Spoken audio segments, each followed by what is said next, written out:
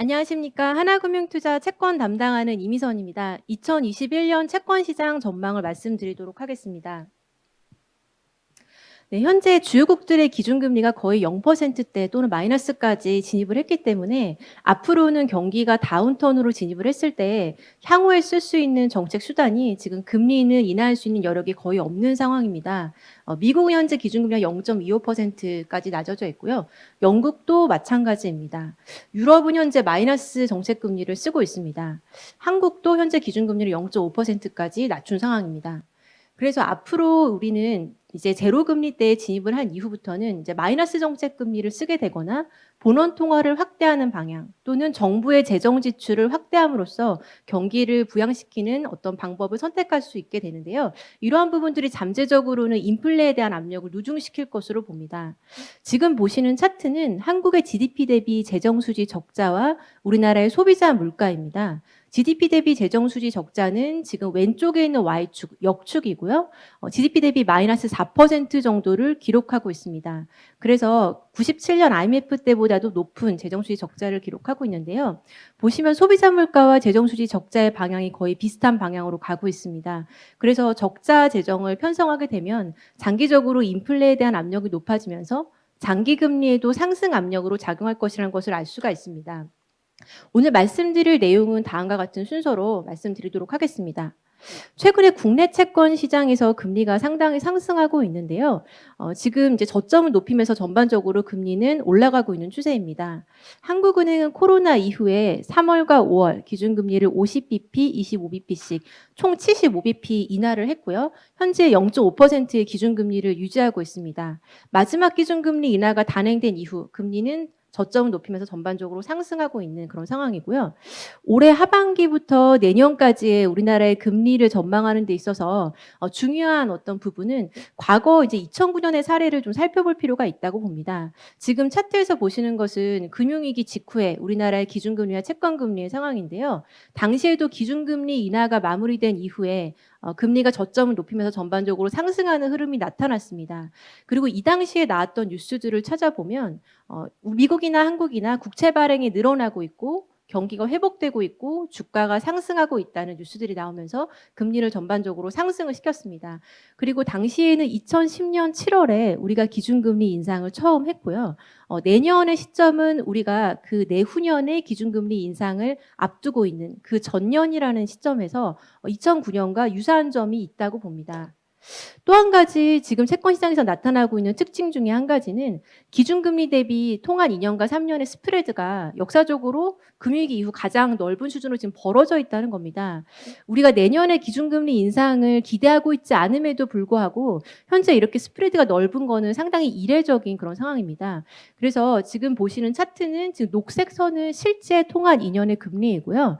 연한색 녹색은 이제 제가 추정을 한 겁니다. 이 추정치를 구할 때는 앞으로 우리가 6개월 뒤에 한국은행의 기준금리를 정확히 알고 있다라는 첫 번째 전제를 가지고 두 번째는 어떤 과거의 평균적인 기준금리와 금리의 스프레드를 감안을 해서 추정치를 구하게 되면 지금 보시는 것처럼 전반적으로 과거의 흐름들은 잘 맞지만 2010년 들어서부터는 이 연한 녹색과 실제 통한 금리와의 차이가 벌어지고 있는 것을 알 수가 있습니다.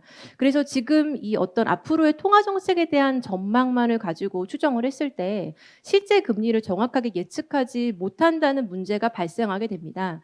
그래서 두 가지 수급에 대한 변수를 추가해서 추정치 2를 구하게 되면 회색과 같은 이제 선이 나타나게 되는데요. 현재 채권 금리에 대해서 훨씬 높은 설명력을 갖게 됩니다. 그래서 이 두 가지 변수는 국내 금융기관들의 채권에 대한 잠재적인 매수 여력을 첫 번째로 봤고요. 두 번째는 외국인의 매수의 강도를 봤습니다. 왼쪽에 보이시는 차트는 우리나라의 금융기관 총 자산 대비 국고채 잔고의 비율입니다. 그래서 금융기관의 총 자산이 늘어나는 속도랑 국고채 잔고가 늘어나는 속도를 이제 비교한 거라고 보시면 되는데요. 그동안은 금융기관의 총 자산이 늘어나는 속도가 더 빨랐기 때문에 전체적으로 이 비율이 떨어지고 있었지만 2019년부터는 상승세로 전환이 됐습니다. 그동안 금융기관 총자산이 늘어나는 속도가 1에서 2%에 불과했지만 우리나라의 국고채 발행이 많아지면서 잔고가 훨씬 더 빠르게 늘어났기 때문이고요. 두 번째는 외국인의 매수에 대한 강도입니다. 오른쪽 차트를 보시면 국고채 잔고 대비 외국인의 만기 3년 이상 원화 채권에 대한 누적 순매수입니다.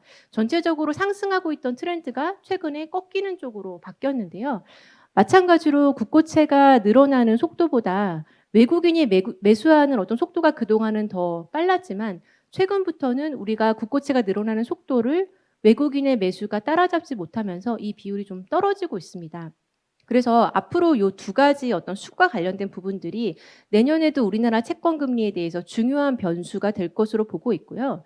예를 들면 외국인이 우리나라 원화 채권을 더 많이 매수할 수 있는 어떤 정책적인 변화가 나타난다거나 또는 우리나라의 국고채 잔고를 의미 있게 줄여줄 정도의 한국은행의 대규모 QE가 있다거나라고 한다면 이런 부분들이 국내 채권 시장에 큰 영향력을 갖게 될 걸로 보입니다. 다음은 국내 경제에 대한 말씀을 드리겠습니다. 내년 우리나라 경제는 2.7% 성장할 걸로 예상하고 있고요.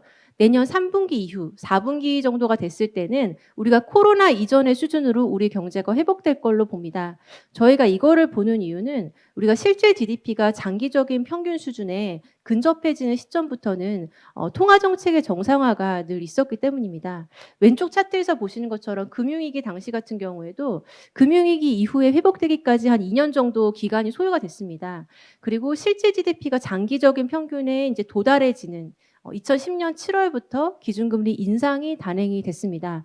그래서 바꿔 이야기를 하면 내년 4분기 이후 정도가 됐을 때는 우리가 기준금리를 인상할 수 있는 여건이 마련된다라고 볼 수가 있습니다. 그래서 내후년 2분기경에 기준금리 인상이 논의될 수 있고 실제로 인상 가능성이 있다라고 판단을 하고 있습니다. 네, 지금 보시는 것은 이제 인플레에 대한 말씀을 드리려고 합니다. 우리가 그동안 항상 저물가 시대에 살았기 때문에 인플레이션이 어떤 경로를 통해 우리 경제에 올 수 있는지에 대해서 저희가 많은 의구심을 좀 가지고 있는데요. 왼쪽에서 보시는 차트는 미국의 GDP 대비 재정수지 적자 그리고 생산자 물가입니다. 보시는 것처럼 지금 적자가 많을 때 이 물가도 높아지는 이런 흐름들이 나타나고 있고요. 오른쪽 차트에서 보시면 한국도 마찬가지입니다. GDP 대비 재정수지 적자가 높을 때 우리나라의 소비자 물가도 상승했던 경향들이 있음을 알 수가 있습니다. 그래서 지금 이러한 어떤 전 세계적인 기조들을 감안을 했을 때 앞으로 인플레에 대한 압력이 점차 누적되는 방향으로 진행될 가능성이 높다고 봅니다.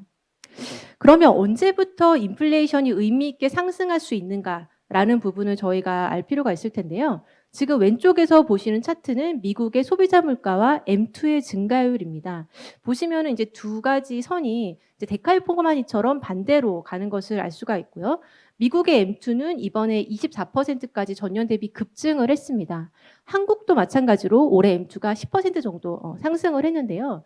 지금 이렇게 M2가 늘어나게 된 이유는 정부에서 대규모 재정 적자를 편성을 하면서 이것이 이제 실물 경제 안으로 현금이 들어가게 되고요.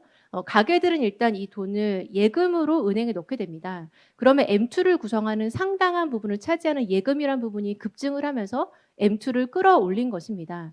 그러면은 M2가 떨어지는 시점부터, 즉 앞으로의 어떤 통화 정책이 이제 바뀔 수 있는 시점은 이 M2가 다시 떨어지는 시점, 즉 코로나 확산이 둔화되면서 증가된 예금들이 소비에 활용이 되거나 또는 또 다른 자산 시장으로 몰려가면서 물가를 올리는 시점이 될 것으로 봅니다. 그래서 앞으로 코로나 확산이 좀 진정이 되고 경제 활동이 정상화된다고 한다면 급증했던 M2가 떨어지면서 이 부분이 소비자 물가를 끌어올리는 역할을 할 걸로 보이고요. 지금 우리나라도 보시면은 아직까지는 소비자 물가가 바닥에서 다지고 있지만 지금 M2가 이제 늘어났던 부분이 점차 떨어지면서, 즉 은행에 들어갔던 예금이 빠져나와서 실물 경제 안에서 활용이 되고 특정 자산 시장으로 몰려가면서부터는 물가를 끌어올리는 역할을 할 것으로 봅니다. 네, 내년에 또 화두가 되는 거는 국고 2년에 대한 신규 발행입니다. 우리나라가 지금 국고 2년 발행을 내년부터 처음 시작하게 되는데요. 왼쪽 차트에서 보시는 것은 이제 다른 나라들의 지금 만기별 국고채 발행 비중입니다. 최근 5년 평균을 보면 현재 지금 2년 발행을 하고 있는 나라는 대만, 중국, 그리고 미국이 있습니다. 우리가 대만과 중국과 마찬가지로 점진적으로 2년 국고채 발행을 한다고 한다면 한 5% 정도 비중으로 발행을 할 수 있을 것으로 보입니다. 그러면은 물량은 오른쪽에서 보시는 것처럼 한 8.6조 정도 내년에 국고채 2년 발행이 있을 걸로 보이고요. 그다음에 나머지 이제 10년과 10년 초과 쪽에서의 발행 규모를 줄여서 전체적인 발행 규모를 맞춰갈 것으로 보입니다. 그래서 그래서 초장기 쪽 발행 규모를 줄이고 2년 쪽 발행을 늘리면서 어떤 공급에 대한 부담을 낮출 것으로 예상하고 있습니다. 다음으로 미국 대선에 대한 영향을 말씀드리겠는데요. 일단 미국 상원이 현재 민주당과 공화당 중 어느 쪽이 다수를 차지할지는 아직 결정되지 않았고 1월에 이제 결정이 됩니다. 만약 민주당이 다수를 차지하게 된다고 한다면 현재 하원이 민주당이기 때문에 대규모 경기 부양책에 대한 부분이 현실화될 것에 대한 기대로 미국 10년 금리는 1.20%는 뭐 쉽게 넘어서게 될 걸로 보입니다. 그리고 법인세 인상과 같은 이제까지 이어져 왔던 텍스 팔러시의 전환 등이 추진될 가능성이 있고 이런 부분들은 위험 자산을 어떤 조정시키는 빌미가 될 가능성이 있습니다. 그렇지만 공화당이 상원의 과반을 유지한다고 한다면 어떤 급진적인 민주당의 어떤 정책 추진은 현실화되기 어려울 것으로 봅니다. 다음으로 지금 백신이 개발되면서 이런 부분들이 금리를 많이 높이고 있는데요. 백신 개발이 실제로 성공을 하고 상용화가 된다면 미국 경제가 정상화될 수 있는 시점 한 6개월 정도 앞당길 수 있을 걸로 보입니다. 그래서 통화 정책이 정상화되는 시점도 앞당겨질 가능성이 있고요. 지금 보시는 차트는 미국의 GDP 갭과 미 연준의 기준금리입니다. 일반적으로 미국의 기준금리가 첫 번째로 인상되기 시작하는 시점은 미국의 GDP 갭이 마이너스 1% 정도까지 좁아지는 시점입니다. 그래서 점선으로 표시가 되어 있는 시점에서 첫 번째 금리 인상이 단행이 됐습니다. 만약 백신 개발이 이렇게 앞당겨지지 않았다고 한다면 지난 녹색과 같이 미국의 GDP 갭이 회복되는데 이제 수년이 걸릴 걸로 예상이 되고요. 실제로 이 부분이 현실화가 되고 빨라진다면 미국의 통화 정책의 정상화 시점도 빨라질 걸로 보입니다. 다음으로 이제 이슈가 될 만한 부분은 이제 중앙은행들의 디지털 화폐 발행과 관련된 부분입니다. 지금 주요국들이 디지털 화폐 발행을 위해서 지금 박차를 가하고 있는데요. 만약 중앙은행이 디지털 화폐를 발행을 하고 여기에 금리를 이제 매기게 되면 이 부분이 실질적인 벤치마크 금리가 되면서 통화 정책의 경로가 굉장히 강화될 가능성이 높습니다. 현재 우리나라는 이제 우리 어디서든 현금에는 이자가 없고요. 우리가 은행에 예금을 예치했을 때 이자가 붙게 됩니다. 그런데 중앙은행이 화폐를 발행했고 거기에 금리를 부여했다면 은행보다도 높은 신용도를 가지고 있는 정부가 발행한 금리이기 때문에 은행의 예금이나 시중금리는 따라서 상승을 하게 될 겁니다. 마이너스 금리를 적용을 한다고 했을 때는 이것을 현금으로 교환하는 거에 대해서 제한을 두게 된다면 실제로 디지털 화폐로 가지고 있는 이 현금이 시간이 갈수록 가치가 떨어지기 때문에 이것을 활용해야만 하는 어떤 압력이 높아지게 되면서 마이너스 금리의 정책이 실제로 작동하게 될 가능성이 높습니다. 그래서 중장기적으로는 이러한 부분이 지켜봐야 될 변수라고 보고 있습니다. 2021년 채권 금리는 이제 일단 올해 하반기에 금리가 상당히 좀 올라왔기 때문에 내년 상반기는 이제 상당히 다소 높아진 레인지 흐름을 예상을 하고 있고요. 하반기부터는 내후년에 통화정책 정상화에 대한 경계감을 본격적으로 반영하면서 금리의 레벨이 다시 한번 높아질 것으로 보고 있습니다. 그래서 국고 3년 금리는 1.20, 10년은 1.80까지 상단을 예상하고 있고요. 기준금리는 내년 말까지 동결할 것이고 내후년 2분기 경에 기준금리 인상 가능성이 있다고 봅니다. 네, 이상으로 내년 채권 시장 전망을 말씀을 마치도록 하겠습니다. 감사합니다.